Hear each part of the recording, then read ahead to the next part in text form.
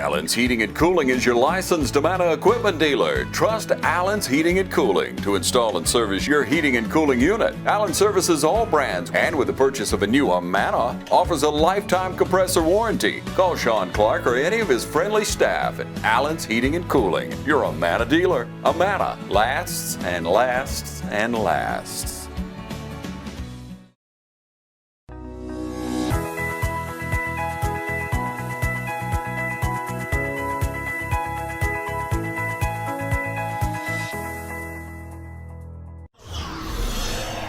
Welcome everybody. I'm glad to have with me today the Chief of Police here at the VA Hospital, Chief Rod McNeil, and this is a first for me. You've been on Vinson Voice before, but I'm kind of filling in this week for Dr. Frank Jordan.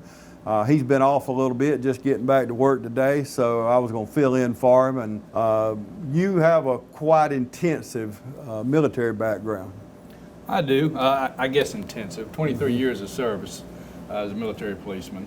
I started my career September 1988. Wow. I think I just dated myself. I didn't need the wow. We getting old. But anyway, yeah, I started, like I said, I went to Fort McClellan, Alabama for my MP training, and the rest is almost history. Yep. 3 beautiful daughters. Yes, sir. I've got Miss Callahan McNeil, Miss Isabella McNeil, Miss Margaret McNeil. Just those, like my granny used to say, names me heart. Yeah. My oldest is a registered nurse up in North Carolina. She's with the CCU. She's over the CCU now. Just got her BSN. So proud of her. Middle child, Isabella, works here at the facility, as a matter of fact. She works over in the mental health building. She's what we call MSA, medical support assistant. Well, that's got to be good. It is, it is. She started, well, she was 20 when she got the job. She's now 21, so just dang proud. Yeah. And my youngest goes to Western Carolina University. You Georgia Southern fans, I'm sorry, we're in the same conference. But that's actually where I met their mother, was at Western as well. She was going to Western, I was going to Southwestern. Nothing like family. No, sir. Nothing like family. That's what it's all about. And you know, work, a lot of times our work, I know in my situation, your situation, work is family too. We look at each other as we grow through the years. We tend to be like family, don't we? That's right. That's exactly right. You know, you definitely get your work family. I've got my work family here. Yeah, that's right. As well. That's right. Well, and you served 2 tours in Iraq. Now one's a belly full, but you went back again. Yeah. I served with the a military police company, 210th MP company, and we went over as 0304 to central Baghdad, and basically we were there to assist the Iraqi police, the IPs. And I believe it was the Karata and Zafraniya district. That's a mouthful. I'll have to trust you. Yeah. We spent 1 year in country. It was a 15-month deployment total with a train up in the demo, but it was 1 year in country. And we worked with them as best we could in that type of situation to just work and you know, use our style of law enforcement out in their community. I don't know if you know anything about Iraq, but it's the size of Los Angeles is a good example of how large that area of operation was. And what were you trying to do? What was your main mission for being there? Well, main mission was getting back to the house. Yeah. That's a good mission. Yeah. So in a year's time, it changed a lot. When we first got there, we kind of established, I think it was the third ID had just came over the berm, and we came about a month and a half later, so things were definitely chaotic, to say the least. Yeah. So at first, to be honest, I don't know what the landowners knew what to do with MPs. So they said, well, just go to the IP stations and see what they need. And it started with that, and then later on in the deployment, we identified and recognized training. Because like we had a discussion earlier, training is paramount for law enforcement in anything you do. And, absolutely. So probably about 6 months in, I got pulled from the line company and worked up in the brigade. And my area of operation kind of spread out through all of Baghdad, working with Colonel Johnson, now General Johnson, and getting these folks trained up. When I say these folks, the Iraqi police, the candidates, from start to finish, comes from the recruiting get them into the academy, get them assigned to their districts, and then have an overwatch after that. How did you know? How did you know who to trust? What kind of due diligence was done? Well, again, loaded question. Trust but verify. And who do you trust over there? I'm not real sure. We had to rely on our counterparts that we had over there. We had to rely a lot on our translators and just basic intel from your S2 shop. Wow. Your intelligence and and pinging. And we'd run. We do the fundamental things that we do here in law enforcement. We do basic background checks as best we could. We'd fingerprint candidates, do as much of a background as we could, make sure they didn't have a bath party history. That was Saddam's party. Right. And just as best we could. And I got to tell you, I had a small piece of that because I left that up to the intel folks. Yeah. I'm a cop. Yeah. But I left that up to intel folks. Yeah. Once I got a list of names, we make sure they could do the bare minimum physically and got them into the academies, made sure they were to standard through the academy, and then of course, they put them out in the districts after that. Trust but verify. Trust but verify as best you can over there. A lot more difficult over there than it is here. Yes, sir. We may have got, I hope we got most of them correct, but I doubt we got them all correct. Yeah, that's right. Let's talk about the VA police. Been around for a long time, been around for a really long time. Yes. I think it was basically the way it is today, founded in 1973. But That's right. go back and walk us through the actual origin. And I was reading online, goes back to President Abraham Lincoln.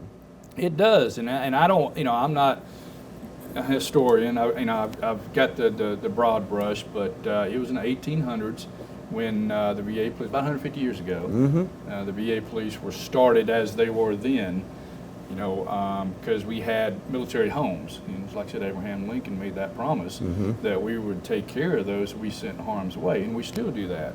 Like the VA police now is protect those who have served. Yes. And I really believe in our mission. But it started off with just basically being orderlies, gate guards, that type of thing. And it was, like you said, in the 70s when we actually got arrest authority, and they placed us in as actual VA police, federal police officers. I don't want to bore you with the 902 Right. and the statutory authority, but that's when that was enacted in law in Congress. Well, I know there's not a typical day in the life of a police officer here at the VA hospital or a police chief, but what do you do? What does your officers do on a daily basis? Well, just like I said a minute ago, protect those who have served. I think having interpersonal communication skills and my watchword, which I think has been adapted nationally, is veteran-centered policing. Now we've got folks who have been in country. We've got some folks who haven't been in country, but had served our military honorably. And sometimes there's challenges when they come back. Sometimes there's challenges when they get in here and maybe their treatment program. Yeah. And sometimes my officers have to get involved. Now our end state is not to, hey, we're going to arrest you and take you to Lawrence County Jail, what do we call it, 1095 you. Our end state is to get those persons the care that they deserve. Now, when I say that, there's still consequences for your actions. That's why, we got citations and stuff like Always. that. But basically, we're here to make sure that they get all the treatment that they can get and are willing to get. So just that's on that side. But honestly, to just veteran-centered policing, out there, show of force. Our rotations are real simple. We keep at least one officer outside at all times, at least. One officer in an outpatient clinic, at least, and one officer out in the mental health area, at least. Right. And just interact with folks, see folks, and stay proactive on folks. Are you federal officers? We are. We're federal police officers. Like I said, it was enacted in 1970, whatever year that was. So you have 138. authority. Where does your authority go to? So authority is here on the VA campus. It's any VA police own property or lease property. And just recently, a number of years ago, they did a 902 amendment, whereas if there is a crime that's committed here on property, or we can tie it to the Department of Veteran Affairs, we can investigate and we can charge under that. But our primary function is just here at the main facility, and then we've got 6 other CBOCs, community outpatient clinics, that we have jurisdiction or just oversight on. Well, you kind of led me to my next question is, I didn't know what all kind of jobs you had. So obviously you have detectives. So do you have like forensic people, K-9s? Do you, So we do in the VA police. Now I understand there's 4,000 plus of us across the nation. Now here, you know, obviously we're a little smaller. I've only got 45 folks that we have here, 32 of which are certified federal police officers. And the way I've got it broken down here, I'd love to have more. This is what I've got. Would tell you, you hear me, Mr. Director. Yeah. But I will stop right here and say that Dave Whitmer, our director, he has supported my program and this whole facility. He has really, when we first came in, I scheduled a meeting with him, and he was so receptive to my concerns, so receptive to my solutions, and he's really supported us. And that's where we're at right now. He has. He supported this community. He absolutely has. Wonderful guy. So going back on your question, out of the 32, I got myself. I haven't filled it yet, but I've got a deputy chief position and an AO position, which is your administrative officer, which I'm fixing to recruit for. I've got 2 captains. One captain is over operations and training, and I'm sure we're going to talk about training later on and the importance of training. And like you said, anything we do, no matter what our career field is. And in the daily operation, he does the schedules, make sure folks here, make sure everything's done according to SOP. And I've got another captain who's over a physical security program. You know, basically your cameras, your card readers, and that type of stuff. You saw the operation down the hall with our PIV cards, which has federal ID for VAs, and we made that. And then we've also got a fully functioning dispatch center. So we've got 7 dispatchers. And I've got 3 lieutenants, and that's what when I talk about Dave Whitmer, he saw the need to having shift supervisors, so he allowed me to hire for 3 lieutenants, and those are shift supervisors, and we've got 3 sergeants, which are our leads.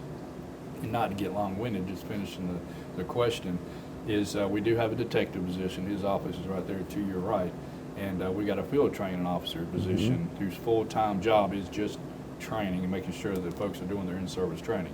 His office is over the left.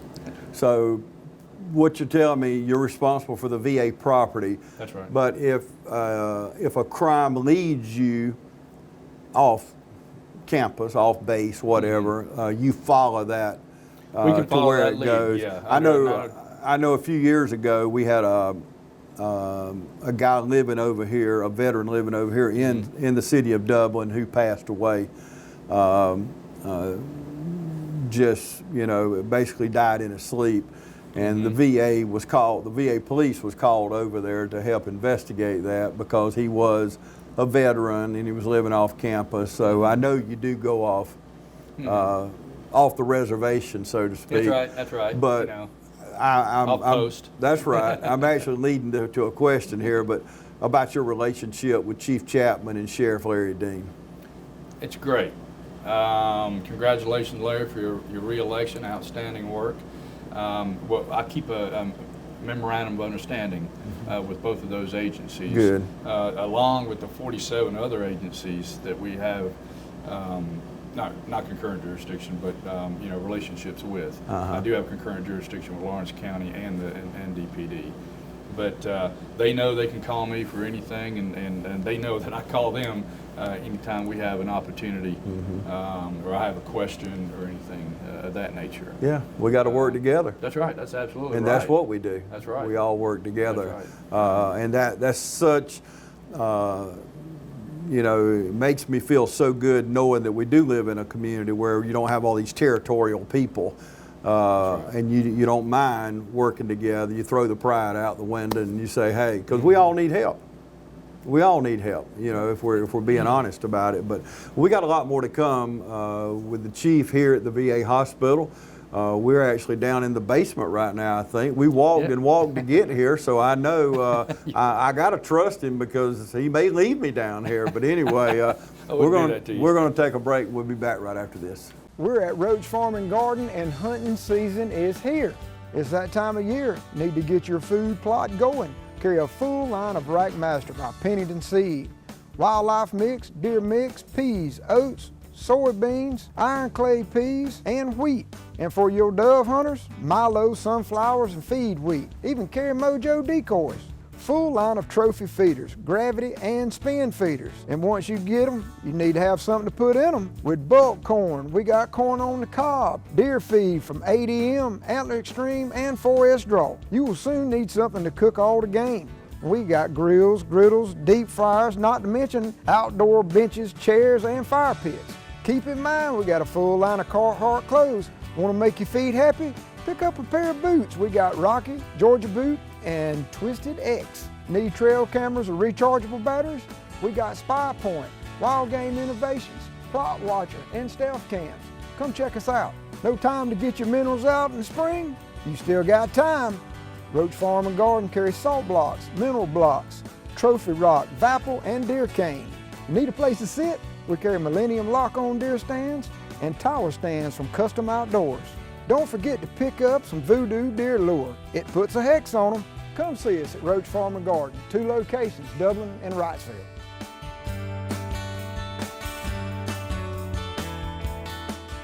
When you want convenience, you want Neighbors Express, where you'll always find friendly, courteous service every time you visit us. Fill up with pay at the pump.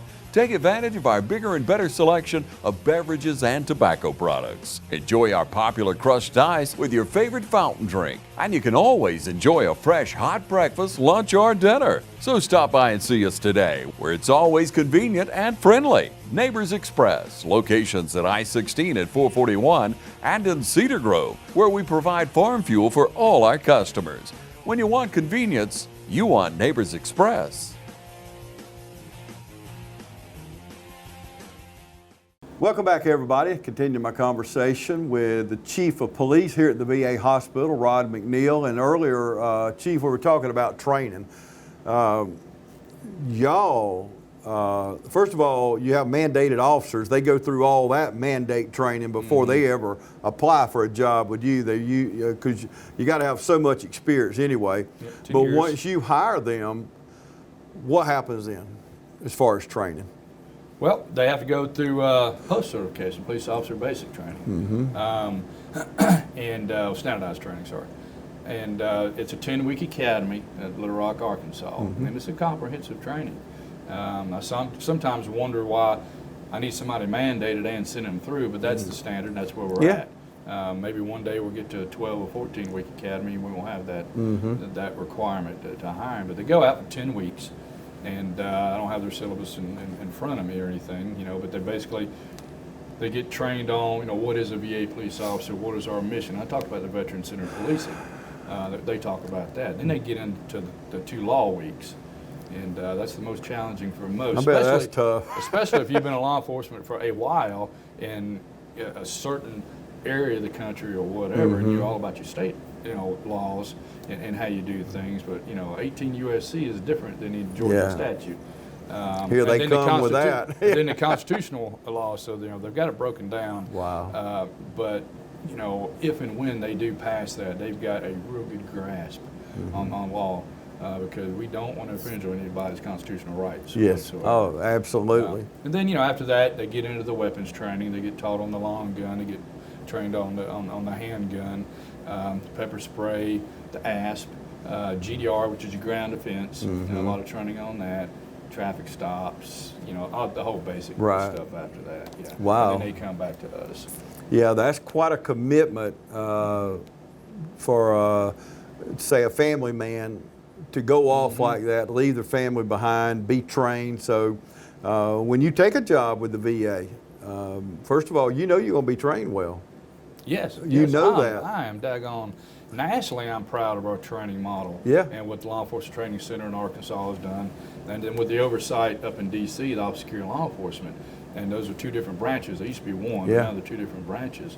And so basically, you've got your officer law enforcement who sets the policy, the standard operating procedures, and then you've got Little Rock who conducts the training to that standard. So I'm dang proud of it. And when it comes to the Dublin training program that we have, that I'm proud to have oversight on, Charles Abrick is my operations / training. He's one of the captains I talked about. Now let me tell you, he makes sure it's done to standard and then some. Good. He has spent a ton of hours on the range this year. He came in like this past April, I believe. I hired him out of Montana. Oh my goodness, yeah. He got out of the MP Corps here in Georgia, so it's kind of a full circle for him. But him and his family took the challenge and they came down. Good. And he has spent countless hours just making sure that all officers are trained to and above standard. Well, how many times during a year do they have to fire a weapon? So basically every quarter. Quarter is a 3-month block as you go, and we're in the first quarter now. The federal government's a little different than the calendar year. Right. We start in October. So they fire a weapon, one of the weapon systems, if not both of the weapon systems, once a quarter. And we talked about just the basic round count, just for the handgun. Not talking about the long gun, but there's a minimum round count of 800 rounds a year. 800? 800 rounds a year. And that's not talking about your active threat training that we have to do here with your red guns and your airsoft guns. And then, we've got the Milo system here. Y'all can't see this because we're in a big training room right now. We're kind of in the corner. But part of the disseminations and everything to go with the Milo system. So there's a whole bunch. And I'm just talking about weapon systems. Yeah. There's also, Arcadis training. We have to do monthly training, which is, obviously talks about the use of force. We're doing a training right now on proper clearing of weapons. We've got constitutional. We do continual law training throughout the year. And just every month, Officer Law Enforcement / Law Enforcement Training Center sends us mandated training. We have to do that, within that month. So, viewers, when you come out to the VA or ride by and you see the police officer standing over there, sitting in his car, he's not just hanging out and goofing off on YouTube or whatever. Hopefully not. Yeah, hopefully not. If they do, the chief's gonna get them. I can tell you that. But they are well-trained machines, and at any moment we know anything could happen, and they got to kick into gear. And one thing I did want to get with you today on was we've had a lot of suicides in our country with veterans lately. It's an epidemic, as a matter of fact. They come back from Afghanistan or Iraq, and you and I talked off camera a while ago. Things are different, and they're having to deal with. It's totally different than that neighborhood you was talking about you was in over in Iraq. So things change, but we have had a lot of suicides. Are your officers trained to deal with that? Yes. Because most times during what we call win hours, weekends, holidays, evenings, and nights, our officers are here. The chief might not be here. Chief's probably home in bed by 9 o'clock. But our officers are here 24/7, and a lot of times, if somebody shows up in crises, that police officer is the first one to make an encounter with them. We've had this happen numerous times. Depends on how long your show is. We give prime examples. Yeah. But I will give you one example. This was it was during an off tour. We had one of our officers got called down to urgent care. This individual was in definite crisis. He was a younger man from OIF, OEF, either Iraq or Afghanistan, and without getting too much into names or anything else, but he's what we're calling getting 1013. He needed to go to an in-house psych, and he wasn't going to have it. He was leaving, but my officer, he engaged that officer, and the officer I'm talking about was a Marine, former Marine. Right. I never say. Yeah. But he was able to make that connection. Most of my officers are veterans. Yeah. A lot of us are combat veterans. Yeah. So he was able to make that connection. Good. And at the end state, we were able to transport him, able to give him the care that he needed. He came back. He wrote a letter to the administration and said if it wasn't for that primary care provider and that police officer, he'd kill himself. My goodness. So my officers, and I can tell countless stories on And see, that that's same things topic. we always hear, the media sensationalizes things. Yes, sir. But these are the kind of things we want you to know. Our VA here we serve 52 counties. We have a lot of veterans coming here from all parts of Georgia. That's right. And other parts of the country a lot of times. But, the media don't want to cover these good stories. Now, see, those are the kind of things that you never hear about if we hadn't talked about it today and you shared it. But that's what the VA police is all about. That's what helping veterans is all about, isn't it? That's exactly right. And that's what, when I get up in the morning and when I leave in the evenings, that's what I hang my hat on. Yeah. And that's why I do what I do. We've all had job opportunities. Yes. And I knew this was a calling for me. I think most of the officers that work with me here, they had that same type calling. Yeah. Yes, we pay pretty good salaries. Yeah. We've got great benefits, but you can only hang your hat on that so long. But when you get that, even if it's a one-time deal or one time a week, that you just help somebody to the clinic and you're an ear. Just you want to sit down and talk and listen. That's right. Or just like I talked about, you actually save a man's life who admits that later that if you hadn't talked to me the way you talked to me, it was over. That's That incredible. was the end of my rope. That's just, but to be able to serve every day, to walk these halls and I'm out here a lot, and I meet a lot of veterans, have known a lot of veterans that have gone on, but it's just a wonderful feeling to be amongst such heroes. These are, those actors on TV that try to play politics and even the real politicians. Now we do have some veterans that are serving in the halls of Congress, and that's great. And they're some of the best ones. But these are the real heroes. That's exactly right. We walked here from your office, and we walked past a lot of people. And I can tell you, you and I both greeted each one of those with a good morning, hello, heck yeah. how you doing? Yes, sir. But I just stand in awe to be among such heroes. And that's got to be, to me, the best part of your job. It is. If you walk the halls of our community living centers, we got a 104 and 106-year-old World War II nurse who's living here.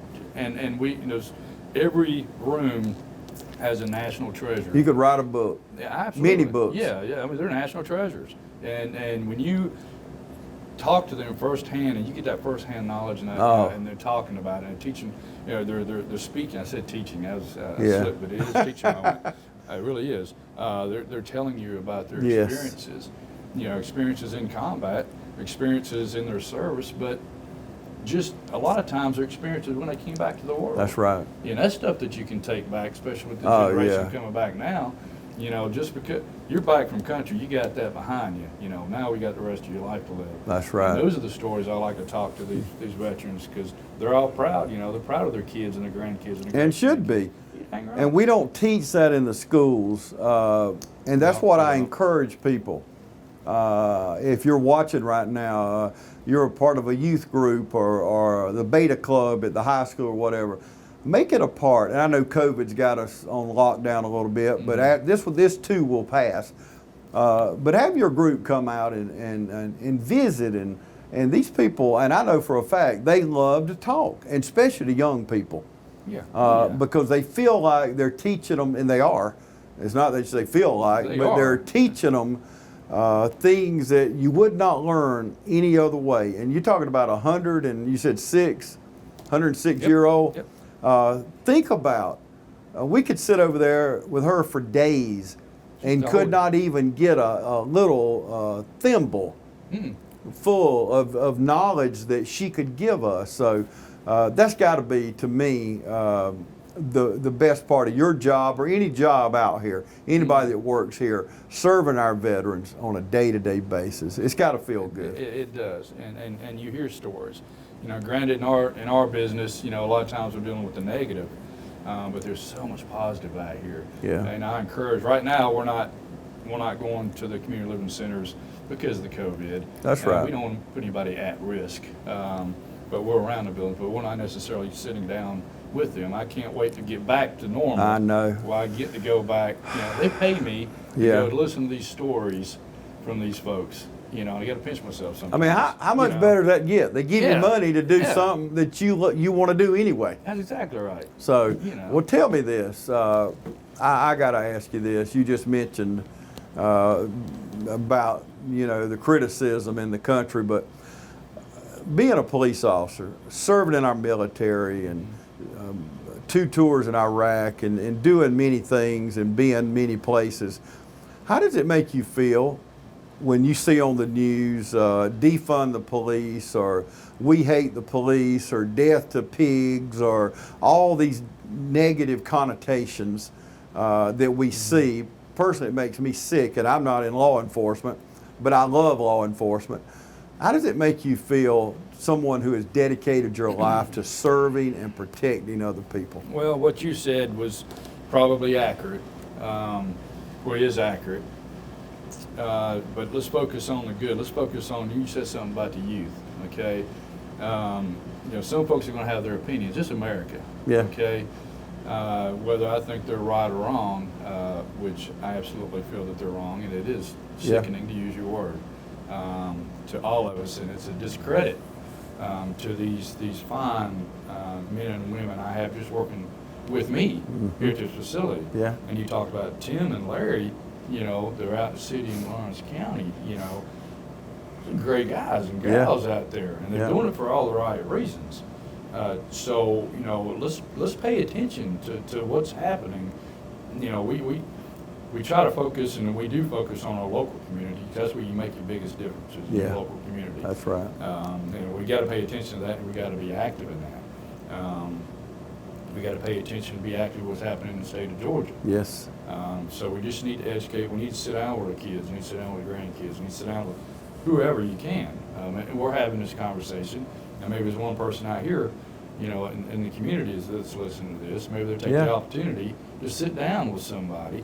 Even if it's somebody that has that opinion, sit down with them, have that challenging conversation, and see, why do you feel that way? Yeah. Because I bet if you get to the root cause of that, they're not going to know why. It's just kind of the thing that That's right. now. And I'm really hanging, again, using the term hanging my hat on it, I'm hanging my hat on that most Americans don't believe that way. That's right. Most Americans, they're just part of whatever agenda they got, and they're just out, just I agree. acting up. Yeah, But, I agree. we've got to support, we got to support our military. Yes. We got to honor these heroes that are in these hallways.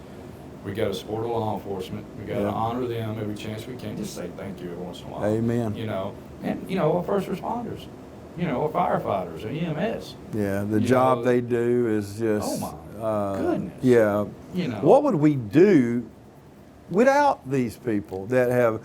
Because this, law enforcement don't make the most money in the world, and a lot of my friends and relatives that are in law enforcement, a lot of them work another job or try to, have some other means of income for their family. They do it because they want to serve their community. They want to serve, and not necessarily at the VA. They may be in the sheriff department, or police, or whatever, but they love serving their community, and that's their way of serving. It's not about arresting people. It's not about any of that, even though sometimes you end up having to arrest somebody, but that's not what you get up and go to work every day to do, say, I'm going to arrest 5 people. I hope if you're getting up in the day and saying that, go ahead and get out of the industry. Yeah, you're in the wrong business, That's aren't right. That's exactly right.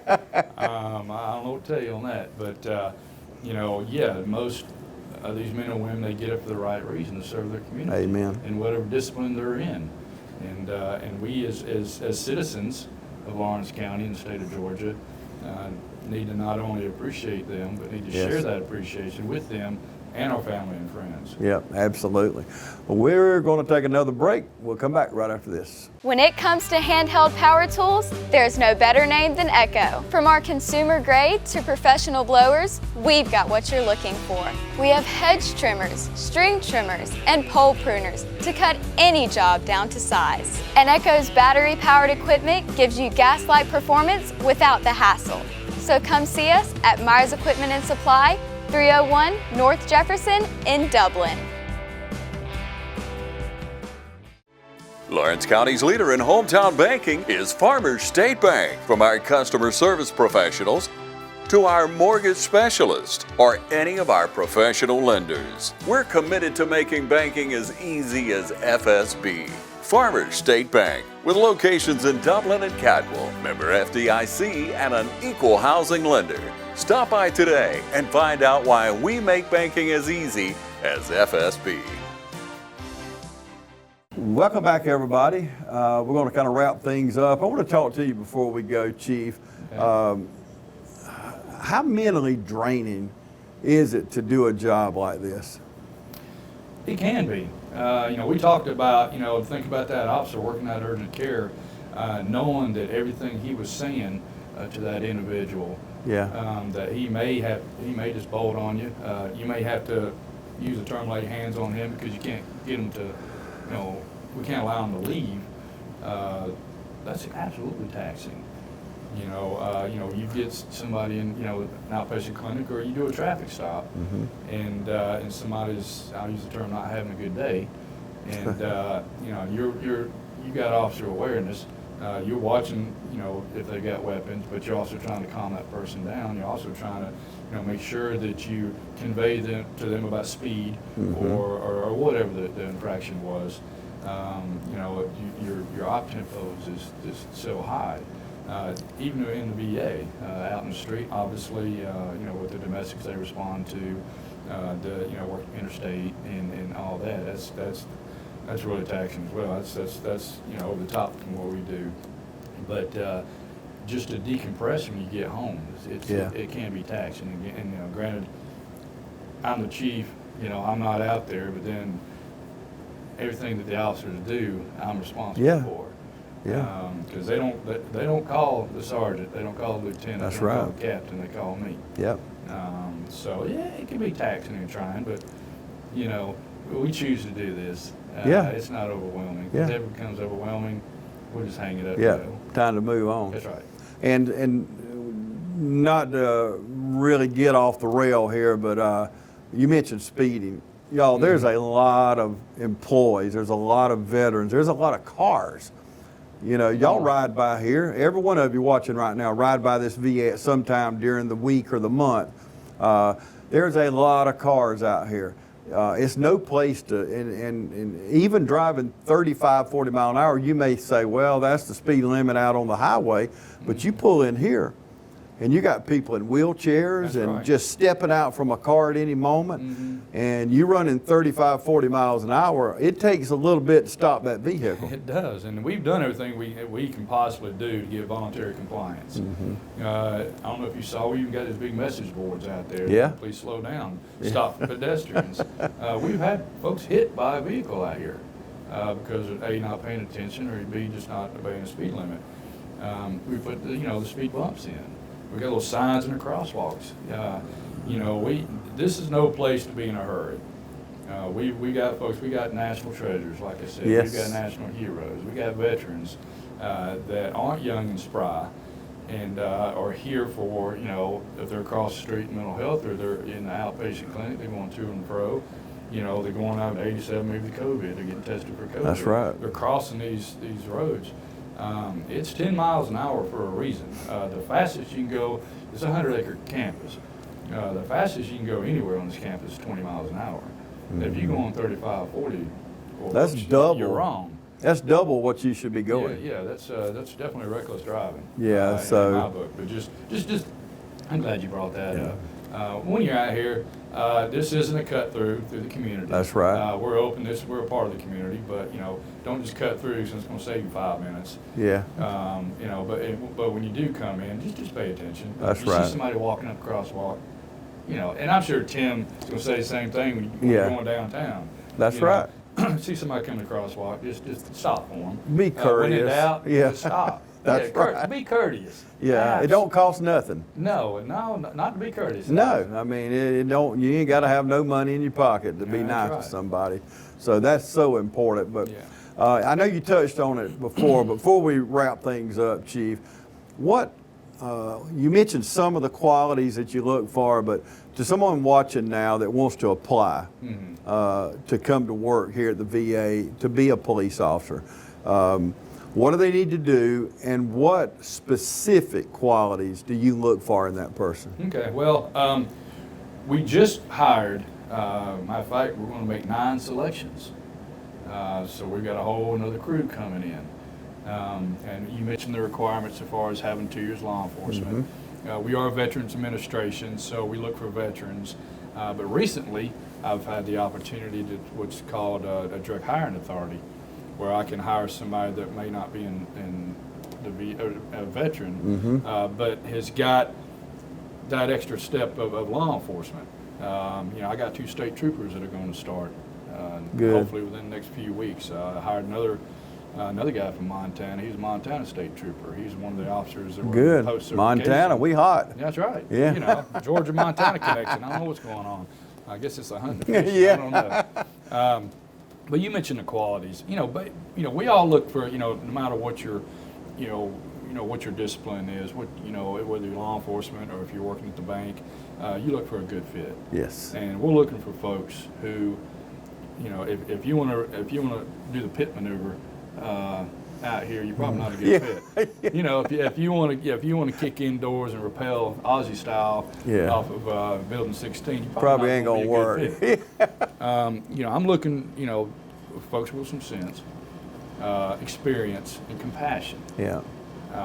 You know, I'm looking for folks who, I said it before, you know, not just put one 1095 and put them in the back of a patrol vehicle and take them to jail.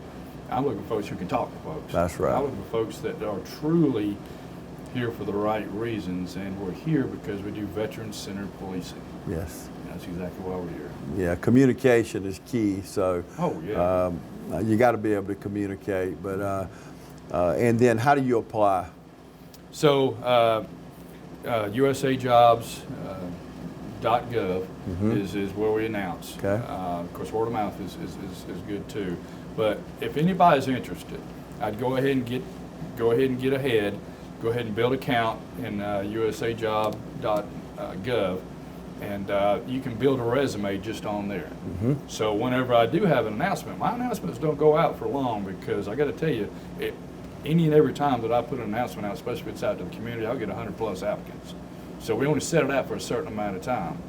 Okay, so make sure you get ahead of the game and get a resume built in there, because I'm sure, you know, I know we're going to be hiring some more come 2021. So, you know, be proactive. Maybe I'm That's looking right. for somebody who's proactive, not reactive. Very good trait. Yes. Very good trait. Absolutely. Well, Chief, thank you so much for joining us today. Thank you for your service, not only with law enforcement, but in our military. Well, thank you for your support.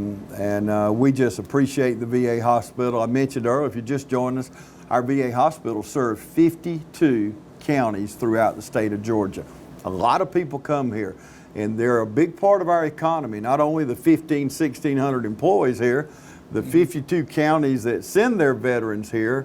You're talking about over 250,000 veterans that call this their hospital. So it's very important to our community. They come here, they buy cars, they eat, they buy furniture. They make an impact on our economy. So I can't imagine this community without this VA hospital. It's such a vital part. So if you see someone today that works at the VA, they have the uniform on, their scrubs, their badge or whatever, take the time to thank them. You heard me and the Chief a little while ago. It don't cost anything to be courteous, to be nice, but thank them. Thank them for being a part of our community. We want to thank David Widmer. We want to thank the Chief and all the people out here. I'm telling you, I'm at the VA hospital so many times every month, and we have a wonderful hospital here. Are we perfect? Absolutely not. but we get up every day and strive to do our very best. But thank you so much for joining us today on Vinson Voice. Next week, Dr. Frank Jordan will be back. I know you're probably glad of that. But next week, Dr. Jordan will be back. Thank you for joining us today on Vinson Voice. Thank y'all.